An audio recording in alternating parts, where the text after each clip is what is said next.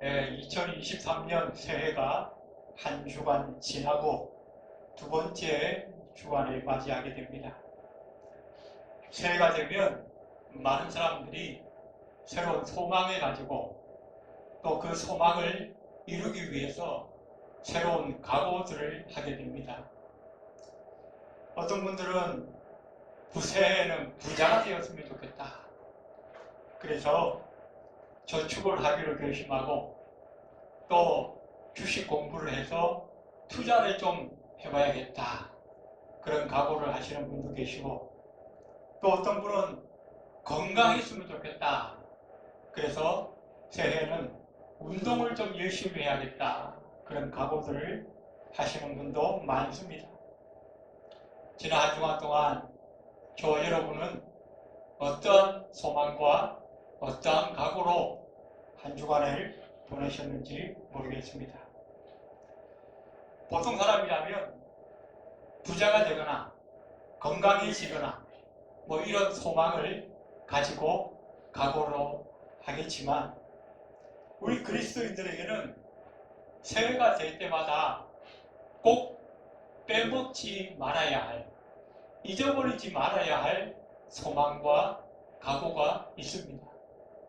그것은 다름이 아닌 우리 주 예수 그리스도를 어떻게 하면 더 잘 믿을 것인가?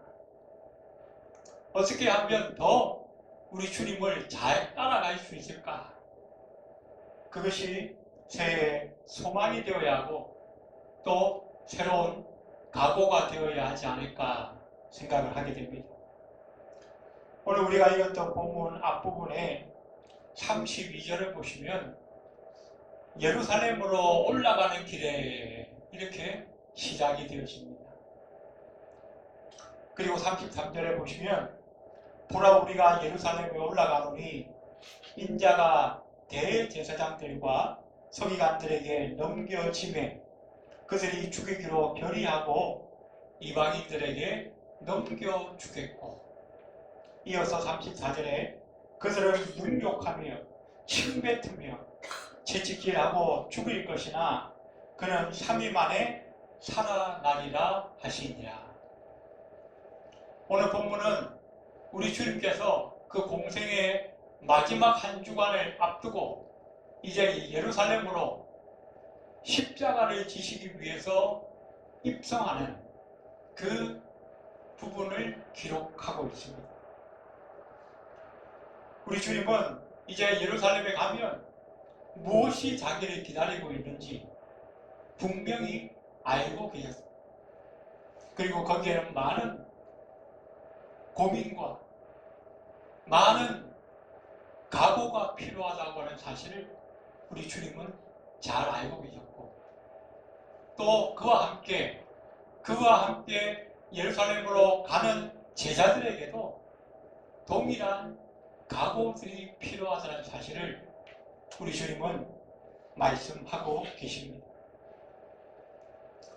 당시 제자들에게 이런 각오가 필요했던 것처럼 이제 2023년 새해를 맞이하며 이 한 해를 우리가 주님을 잘 쫓아가기로 각오하고 결심한다면 우리에게도 새로운 각오가 필요하다는 것입니다. 그래서 오늘은 이 본문의 말씀을 통해서 우리가 올 한 해도 주님을 잘 쫓아가고 주님을 잘 따라가기 위해서 어떠한 각오들이 필요한가 몇 가지로 살펴보면서 잠깐 동안 은혜를 나누려고 합니다. 첫 번째로 우리에게 어떤 각오가 필요한가? 세속적이고 육신적인 영광을 포기할 각오가 필요하다는 것입니다. 영국의 기독교 사상가요 언론가였던 멀콤 리치라고 하는 사람이 있습니다. 이 사람은 19세기, 20세기 접어들면서 미국에서 전 세계를 강타했던 실용주의에 대해서 이 실용주의가 우리 기독교인들에게 미친 악 영향에 대해서 언급을 합니다. 그는 뭐라고 했냐면 실용주의가 이 땅의 기독교인들의 삶에 미친 가장 큰 영향은 기독교인들에게서 참된 결단과 헌신을 빼앗아간 것이다. 우리 그리스도인들의 헌신과 결단을 빼앗아가 버렸다는 거예요. 뭐가? 실용주의가. 아마 이 사람이 이야기할 때는 당시 자기 나라 영국의 사정에 대해서 말씀을 했겠지만 우리나라의 그리스도인들에게도 예외는 아니라는 것이죠. 약 100여 년 전에 우리나라에 이 기독교가 처음 들어왔을 때, 복음이 전파되기 시작했을 때에 이 복음을 받아들이고 기독교를 자기의 종교로 삼기 시작한 사람들은 두 가지 부류가 있었어요. 첫 번째는 사회를 좀 변화시키고 개혁시켜야겠다라고 하는 사회개혁의 비전을 가지고 좀 이 엘리트들, 좀 이렇게 머리에 지식이 좀 들었다고 하는 사람들이 우리가 이 기독교를 받아들이고 우리 민중들이 이 기독교를 믿으면 생각이 바뀌고 사고가 바뀌고 그래서 우리의 가정과 사회가 좀 달라질 것이다. 그래서 이 사회가 또 이 나라가 변화될 것을 기대하면서 이 기독교를 받아들인 그런 부류들이 있습니다. 그러나 이 사람들은 극히 소수에 지나지 않았어요. 엘리트층, 지식층. 그러나 대부분의 이 국민들은 예수 믿으면 천국 갈 수 있다. 예수 믿으면 하나님 나라의 백성이 된다. 그래서 신앙적인 순수한 동기를 가지고 복음을 받아들이기 시작했습니다. 그래서 사회의 변화를 위한 이 비전을 가지고 기독교를 받아들였던 이 부류가 있고 대부분의 민중들은 예수 믿고 천국 간다라고 하는 그 복음의 사실을 듣고 기독교를 받아들였다는 것이죠. 그런데 언제부턴가 모르게 이 사회의 변화와 또 예수 믿고 천국 간다라고 하는 이 순수한 복음의 동기 외에 제3의 동기로 예수를 믿기 시작한 사람들이 생겨났다는 것. 그 제3의 동기가 뭔가? 예수 믿고 복 좀 많이 받자. 예수 믿고 부자 한번 돼보자. 예수 믿고 나도 한번 성공해보자. 예수 믿고 나도 한번 잘 살아보자. 남들 앞에 좀 큰 소리 좀 치면서 떵떵거리면서 좀 살아보자. 그런 동기, 축복의 동기를 가지고 예수 믿기 시작한 사람들이 이 땅의 민족 가운데도 점점 늘어나기 시작했습니다. 우리나라에 전통적으로 옛날부터 내려왔던 그 샤머니즘, 토속신앙에 이 합쳐져서 19세기, 20세기를 거치면서 미국에서 들어온 그 번영신학이라고 하는 것이 있습니다. 예수 믿고 복 받는다는 거예요. 예수 믿고 번영한다는 거예요. 그래서 미국의 수많은 목사님들이 우리도 예수 믿고 복 받읍시다. 우리도 예수 믿고 번영합시다. 성공합시다. 외치기 시작했고 그 영향을 받았던 한국의 목사님들도 우리나라가 지금 6.25를 지나고 일제시대를 거쳐서 아주 먹고 살기 힘든 이 세상에 잘 먹고 잘 살자는 것보다 더 큰 복음이 어디 있는가? 그래서 우리도 한번 잘 살아보자. 우리도 한번 부자가 돼보자. 뭘 통해서? 예수 믿는 것을 통해서. 우리 하나님은 부자시고 천지 만물을 지으신 하나님이신데 하나님의 백성이 복 받는 거 당연한 거 아닌가? 그러면서 막 외치기 시작해요. 복 받으라, 복 받으라. 예수 믿고 천국 갑시다. 이게 아니라 예수 믿고 부자 됩시다. 예수 믿고 건강해집시다. 예수 믿고 성공합시다. 그렇게 외치기 시작합니다. 물론 예수 믿고 복 받는 사람들 많죠. 예수 믿고 병이 고쳐지고, 예수 믿고 망했던 사업이 성공하고, 우리 주변의 많은 간증들을 통해서 우리 하나님이 역사하신 것들을 우리는 잘 압니다. 그러나 그것이 복음의 핵심이 되어서는 안 된다. 우리가 단지 부자 되기 위해서, 건강해지기 위해서, 우리가 단지 잘 먹고 잘 살기 위해서 예수 믿는다고 한다면 하나님 나라에는 예수 믿어도 병 고치지 못하는 사람도 있습니다. 예수 믿었는데 부자가 안 된 사람도 있어요. 예수 믿었는데 성공하지 못한 사람들도 많이 있습니다. 그럼 그 사람들에게는 이 예수가 아무런 의미가 없는 거예요.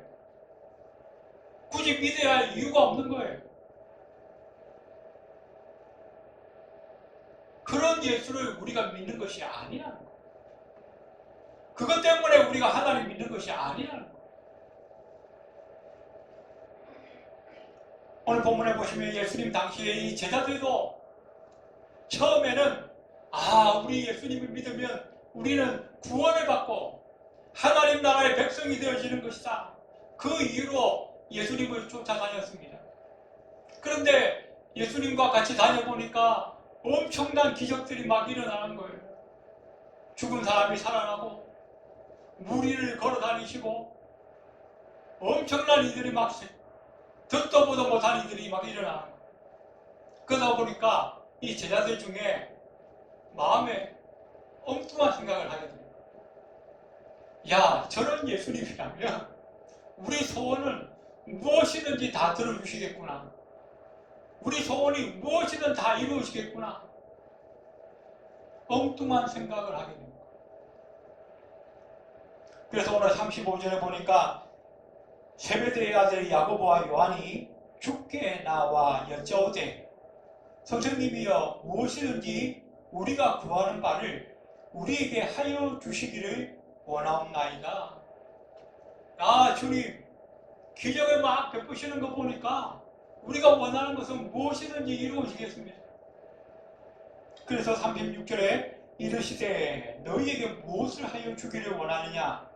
37절 여짜오되 주의 영광 중에서 우리를 하나는 주의 우편에 하나는 좌편에 앉게 하여 주옵소서. 지금 어디로 간다고요? 예루살렘에 간다는 거예요. 주님은 죽으러 가시는데 이 제자들은 엉뚱한 생각을 했어요. 이야, 드디어 우리의 시대가 오는구나. 우리 예수님이 저 예루살렘에 입성해서 왕이 되시면 우리는 그 옆에서 한 자리씩 하겠구나. 큰 소리를 치고 그동안 우리가 소름당하고 억울한 일 당했던 거 이제는 다 큰 소리 치면서 갚아줄 수 있겠구나. 말도 안 되는 생각을 한 거예요.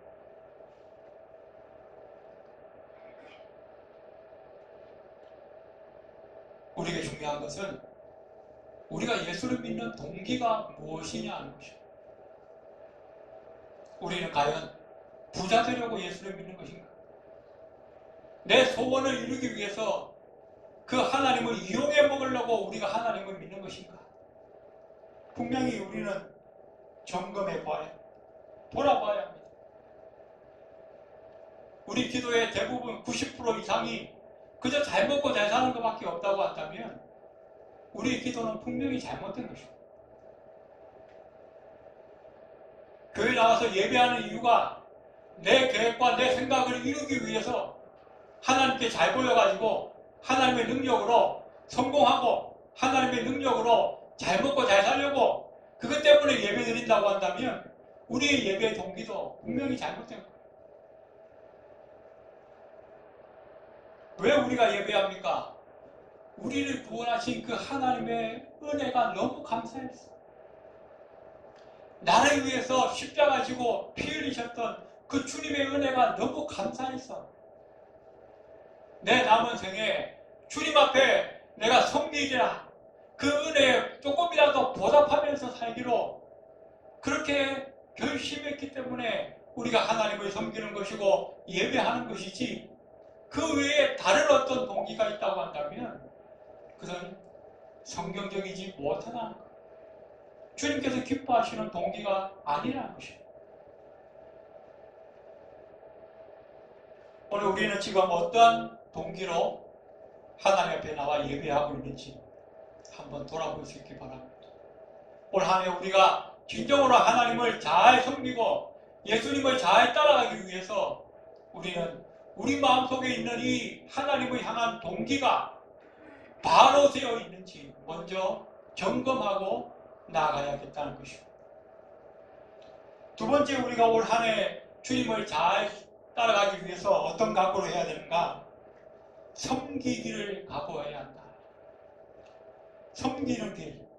이 제자들이 걸어가야 할 길은 큰 소리치고 남 위에 올라서서 남을 지배하고 다스리는 길이 아니라 남의 밑에서 섬기는 길을 가야 한다는 거예요.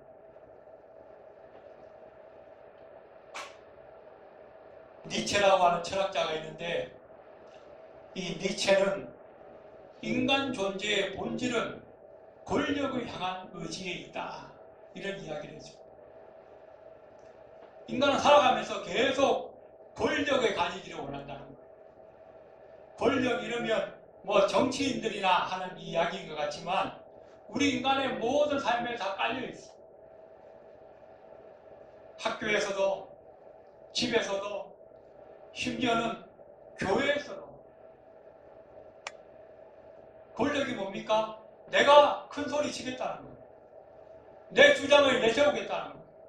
내 생각대로 이끌어가겠다는 거예요. 그래서 부부 사이에도 어떻게 해요? 이 권력의 암투가 있어요. 집에서 TV 리모컨을 누가 잡느냐? 이 권력의 상징이에요. 고부간에도 마찬가지고, 심지어는 한 부모 밑에 태어난 형제들 간에도 이 권력에 대한 보이지 않는 암투가 있다. 너무나 안타까운 것은 함께 하나님을 찬양하고 예배하는 성도들 간에서, 교회 안에서도 이런 일들이 있을 수 있다. 특별히 우리 한국 사람들은 이 모든 것을 계급화시키고 서열화시키는데 아주 독특한 이 장점을 갖고, 그래서 윗사람, 아래사람 구분을 많이 합니다. 직장 가면 상관과 부하 직원 엄격하게 따집니다.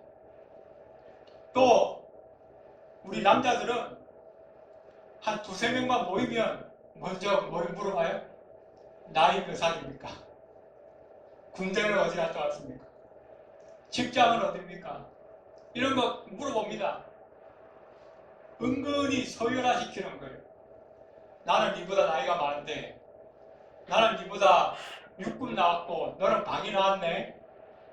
그러면서 서열화시키는 거예요.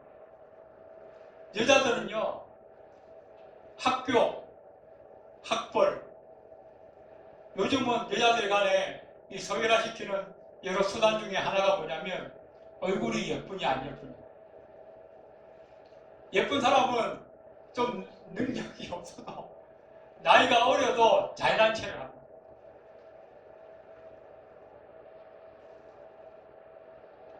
물론 우리 사회에서 두 사람, 세 사람 모이다 보면 조직이 생길 수밖에 없고, 이 공동체를 운영하려면 자리가 필요하고 직분이 필요합니다. 그러나 우리 그리스도인들에게 있어서 이 자리와 직분이라고 하는 것은 철저하게 다른 사람들을 섬기기 위한 자리인 것을, 섬기기 위해 있는 직분이라는 것을 우리는 알아야 한다는 것입니다. 오늘 주님 말씀하십니다. 42절에 보니까 예수께서 불러다가 이르시되 이방인의 집권자들이 그들을 임의로 주관하고 그 고관들이 그들에게 권세를 부리는 줄을 너희가 알거니와. 세상 사람들의 그 권세자들, 세속적 리더십에 대해서는 몇 가지 특징이 있다고 말하고 있습니다. 첫 번째가 뭐냐? 집권한다. 권세를 자기가 손에 틀어진다는 거. 그리고 또 뭐합니까? 주관한다. 자기 임의대로 이끌어간다는 거. 그리고 또 어떻게 해요? 권세를 부린다. 이것이 세속적 리더십의 특징이라고 주님 말씀합니다. 그러나 우리 그리스도인들의 리더십은 달라요. 우리 그리스도인들의 리더십은 뭔가? 서번트 리더십. 섬기는 리더십이에요. 그래서 43절에 보니까 너희 중에는 그렇지 않을지니 너희 중에 누구든지 크고자 하는 자는 너희를 섬기는 자가 되고 44절에 너희 중에 누구든지 으뜸이 되고자 하는 자는 모든 사람의 종이 되어야 하리라 라고 말씀합니다. 철저하게 섬기는 리더십을 주님은 말씀하고 계시다는 것입니다. 섬기기를 각오하고 나를 따르라. 자기를 높이고 자기의 유익과 자기 만족을 추구하고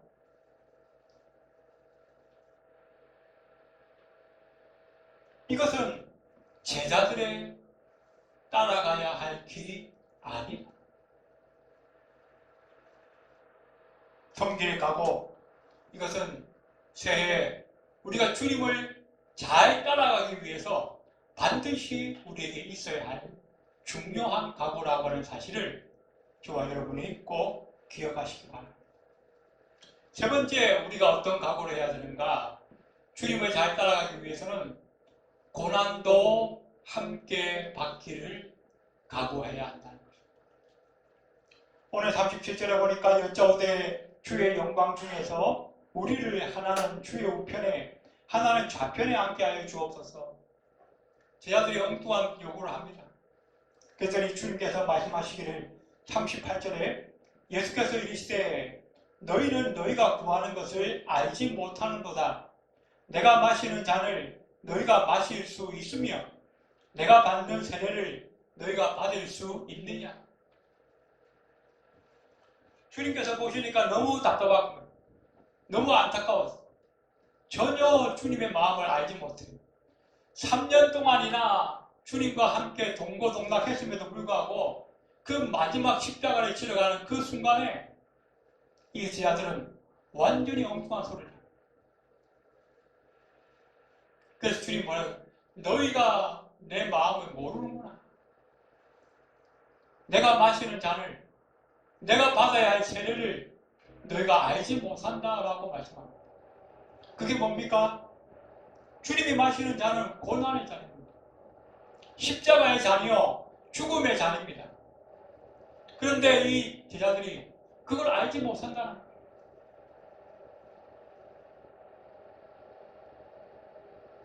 모든 시대를 초월해서 제자의 삶을 살고자 하는 자에게는 반드시 요구되어지는 것, 고난을 받을 각오가 되어 있어요.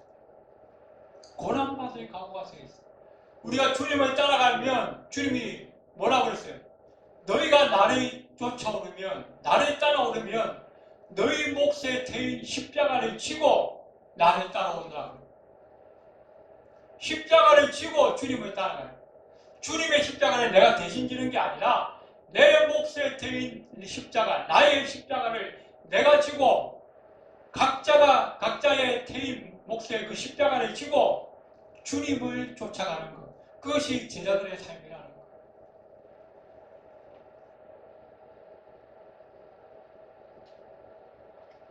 그런데 그나마 감사한 것은 우리가 고난만 받고 끝나는 것은 아니라는 거예요. 오늘 주님 말씀하십니다. 40절에 내 좌우편에 앉는 것은 내가 줄 것이 아니라 누구를 위하여 준비되었든지 그들이 얻을 것입니다. 마지막 날 주님 앞에 가면 반드시 상급 받을 사람들이 있을 거라. 우리 주님은 세상에 계실 때도 말씀하셨습니다. 적은 소자에게 내 이름으로 냉수 한 그릇 대접하는 것도 상을 잊지 않는다. 우리가 주님의 이름으로 조그맣게 헌신하고 조그맣게 구제하고 조그맣게 헌신했던 모든 것들이 결국 하나님 나라 가면 다 상급이 있다.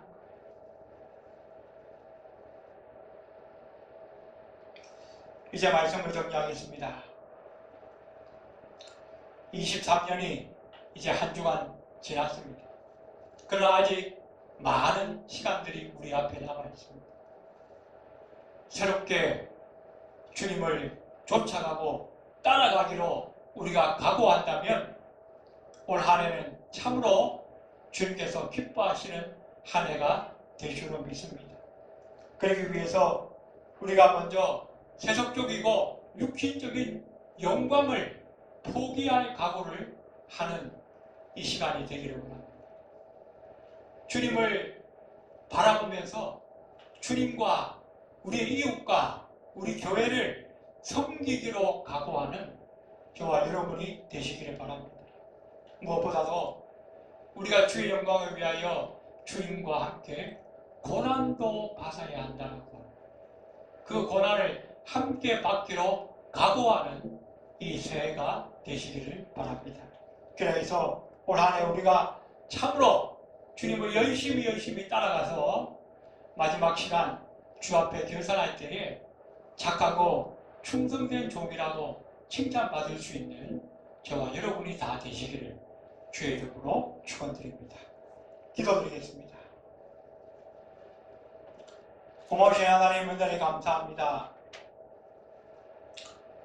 우리가 새해에도 열심히 주님을 쫓아가고 따라가기 원합니다.